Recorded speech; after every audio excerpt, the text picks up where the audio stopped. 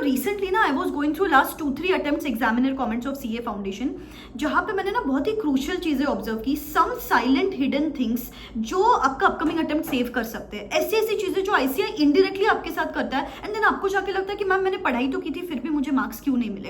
Examination में जाके बैठते हो और फिर आपको ब्लैंक फील होता है। तो ऐसी ऐसी कुछ चीजें जो आईसीआई अपकमिंग अटेम्प्ट में भी करेगा आपके साथ। कौन से ऐसे कॉन्सेप्ट्स है जहां पे आईसीआई आपको चेक करने वाला है अपकमिंग अटेम्प्ट में, किस हिसाब से पेपर सेट होने वाला है, चेक होने वाला है, कौन सी ऐसी चीजों का आपको स्पेसिफिकली ध्यान रखना है, some warnings and some hidden things which ICI time and again indirectly says, that is what I am going to say in this particular video. बहुत क्रूशियल रहेगा। आईसीआई जल्दी वेबिनार्स भी कंडक्ट करने वाला है फॉर द अपकमिंग अटेम्प्ट, उसके भी सारे वेबिनार्स देखिए इस चैनल पे समरी आ जाएगी। सब्सक्राइब करके रखना, बेल आइकॉन हिट करके रखना और पढ़ाई करो बेटा। ये 30 डेज जो है ना, ये गोल्डन 30 डेज है। एंड गाइस, अगर आपने अभी तक पढ़ाई शुरू नहीं की एंड क्लूलेस फील कर रहे हो कि मैम 30 डेज में कैसे अभी एग्जामिनेशंस क्लियर कर सकते हैं, देन डू नॉट वरी। सिर्फ आपके लिए मेरा last 30 day mentorship plus test series batch begin हो रहा है from the 18th of April, जो अवेलेबल है जस्ट एट ₹999। ये ₹999 जो आप एक संडे को जाके खर्चा कर देते हो। एंड यहाँ पे जो आपको चीजें मिलने वाली है ना बेटा, जैसे कि सबसे पहले सेशन में मैं आपके साथ एक स्मार्ट ब्लूप्रिंट शेयर कर दूंगी कि बेटा बस ये चैप्टर्स करेंगे based upon ICI section wise weightages, RTP, MTP, PYQs.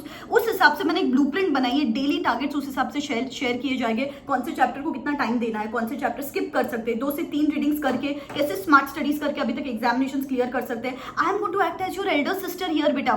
मैं आपका ना वो छोटी सी उंगली पकड़ के आपको पूरा गाइडेंस देने वाली हूँ। इसके साथ साथ मैं आपके साथ हर सब्जेक्ट के 3 portion wise papers, 2 full course papers share करूंगी, जिसको मैं आपको इवैल्यूएट भी करके दूंगी सो दैट आपको आपकी गलतियां समझे। एंड पिक्चर अभी बाकी है मेरे दोस्त, इसके साथ आपको हर चैप्टर का इंडिविजुअल टेस्ट मिलेगा। That means in this mentorship programme you are going to get 65 test. मजाले किसी की अगर आपने ये 65 टेस्ट दे दिए ना हर चैप्टर के, मजाले किसी की कि आपको फेल कर सके। इसके साथ साथ मैं आपके साथ daily booster audio note share करूंगी so that you stay pumped up and charged up. मुझे पता है ना आपको लॉ का सब्जेक्ट सबसे ज्यादा वीक लगता है, इसीलिए लॉ का specific question bank based upon ICI question, selected questions मैं आपके साथ शेयर करने वाली हूँ यहाँ पे। And a community of so many other CA foundation students around जिन्होंने भी अभी तक पढ़ाई शुरू नहीं की। तो जब आप देखते हो ना वो 4-5 दिन में एक सब्जेक्ट खत्म कर रहे हैं, इसका तो रिविजन शुरू हो गया, आपके अंदर वो कॉम्पिटिटिव स्पिरिट डेवलप हो जाती है। व्हाट्सएप ग्रुप बनाया जाएगा जहाँ पे आप एक दूसरे को मोटिवेट कर सकते हो।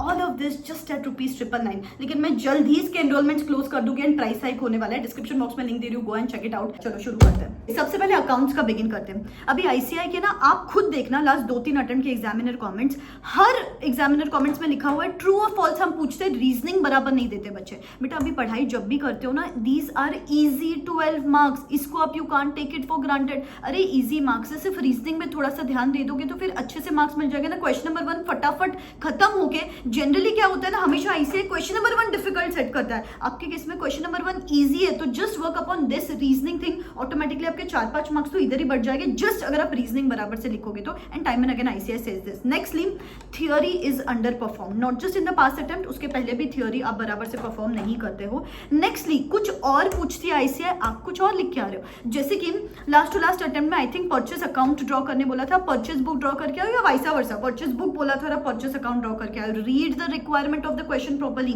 एक और अटेम्प्ट ऐसे था, आई थिंक लास्ट अटेम्प्ट की बात है, बैलेंस शीट ड्रॉ करने नहीं बोला था उन्होंने, आप खुद से मन से ही ड्रॉ करके आओ बैलेंस शीट। कभी कभी वो जर्नल एंट्रीज ड्रॉ करने बोलते हैं, आप बैलेंस शीट ड्रॉ करके आते हो। बैलेंस शीट बोल रहे हो और आप जर्नल एंट्रीज ड्रॉ करके आ रहे हो। Read the requirement of the questions very properly. कुछ कॉन्सेप्ट जहाँ पे वो लोग आपको टाइम एंड अगेन चेक करते हैं, बिकॉज उनको पता है यहाँ पे आप गलतियां करते हो। डिस्काउंट ऑन ट्रेड रिसीवेबल्स, ये एडजस्टमेंट्स बार बार पूछते हैं। Provision of doubtful debts, closing stock का वैल्यूएशन, जानबूझ के कहीं ना कहीं वो लोग क्लोजिंग स्टॉक का एडजस्टमेंट्स दे देते हैं। रेक्टिफिकेशन एंट्रीज में प्रॉब्लम है हमेशा, this is under perform question, आता है ये क्वेश्चन और आप इसको परफॉर्म नहीं करते हो। रेक्टिफिकेशन एंट्रीज की प्रैक्टिस करो। गुडविल कैलकुलेशन आपका फेवरेट एरर, यहाँ पे बराबर कैलकुलेट नहीं करते हो। Depreciation, sum of digits method पूछा था एक अटेम्प्ट में, नहीं कर पाए बराबर से आप। डेप्रिसिएशन आपको क्या लगता है 11 में पढ़ा है, 12th में पढ़ा है, फिर इजीली हो जाएगा, इसीलिए आप इसको इग्नोर करते हो ये चैप्टर को। एंड देन एग्जामिनेशन में जाके गुफ अप होता है। बेटा डेप्रिसिएशन के एडजस्टमेंट्स भी होते हैं काफी बार, एंड इस वजह से आपका वो अकाउंट टैली नहीं होता है, तो प्लीज डेप्रिसिएशन को इग्नोर मत करो। क्वेश्चन नंबर 5C जो जर्नल एंट्रीज का होता है ना, लास्ट 2-3 अटेम्प्ट से मैं देख रही हूँ that is under perform area, और आईसीआई जानबूझ के आपको वहां पे चेक करता है by putting some confusing adjustments over there. तो बेटा प्लीज इसको लाइटली मत लो, सॉल्व करो। जर्नल एंट्रीज आपको क्या लगता है मुझे आ जाएगा एग्जामिनेशन में जाके, बट बेटा ऐसा नहीं होता, आपको प्रैक्टिस करना पड़ेगा। भले आप स्क्रिबल करो, अभी मुझे चलेगा जर्नल एंट्रीज, बट प्रैक्टिस कर लो। जर्नल एंट्रीज आप प्रैक्टिस ही नहीं करते हो। नेक्स्टली कैलकुलेशन एरर्स होते हैं बेटा। अभी ऐसे कैलकुलेशन एरर्स आईसीआई जानबूझ के पहले स्टेप में ही ऐसा कोई एडजस्टमेंट रखता है जिस वजह से अगर पहले स्टेप में ही अगर प्रॉब्लम हो गई ना तो बचे हुए सारे स्टेप्स में प्रॉब्लम हो जाएगी। फिर भले ही सारे स्टेप्स आपके राइट है तो भी प्रॉब्लम हो जाती है, जैसे कि गेनिंग रेशियो, सैक्रिफाइसिंग रेशियो। अगर ये कैलकुलेशन में प्रॉब्लम है तो पूरा बैलेंस तक, क्लोजिंग बैलेंस तक प्रॉब्लम होने ही वाला है ना। तो बेटा please be extra cautious while calculating these ratios. उसके बाद ओवरड्रॉन बैंक बैलेंस। आपको क्या लगता है कि बीआरएस में से तो क्या मैम इजी क्वेश्चन आएगा? रिसेंटली आया ओवरड्रॉन बैंक बैलेंस, किसी को कॉन्सेप्ट ही नहीं पता एंड इस वजह से गलत जगह पे एंट्रीज पोस्ट कर दी एंड इस वजह से पूरा आंसर गलत हो गया। आप क्या काउंट करते हो कि मैम बीआरएस में तो मुझे मार्क्स मिल जाएंगे, जर्नल एंट्रीज में तो मुझे मार्क्स मिल जाएंगे, ट्रू और फॉल्स में तो मुझे मार्क्स मिल जाएंगे एंड आईसीआई आपको वहीं पे आपके मार्क्स नहीं मिलते आपको, इसलिए प्रेजेंटेशन में वो लोग आपके मार्क्स कट कर रहे हैं। बेटा प्लीज मेक श्योर कि प्रॉपर फॉर्मेट ड्रॉ करो। प्रॉपर जर्नल एंट्रीज में भी आपको सारा लिखना है, नरेशन लिखना है, एलएफ, डेबिट, क्रेडिट सब कुछ लिखना है, तब कहाँ जाके आपको मार्क्स मिलते हैं, अदरवाइज आपको यहाँ पे मार्क्स नहीं मिलते। सो प्रेजेंटेशन, कैलकुलेशन, कॉन्सेप्ट प्रॉब्लम, कुछ ऐसी चीजें हैं बस इनको कर लोगे ना 10-15 मार्क्स तो आपके ऐसे ही बढ़ जाएंगे अपकमिंग एग्जामिनेशंस में।